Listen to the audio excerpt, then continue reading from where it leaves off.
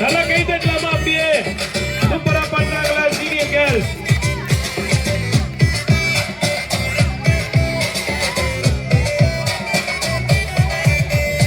எங்களுக்காக ரத்தம் சிந்தி மறித்தாருங்கள் இயேசு சாமி, பாவத்தை மன்னித்து விட்டாரே, எங்கள் சாபத்தையும் கூட நீக்கி விட்டாரே, சாபத்தையும் கூட நீக்கி விட்டாரே.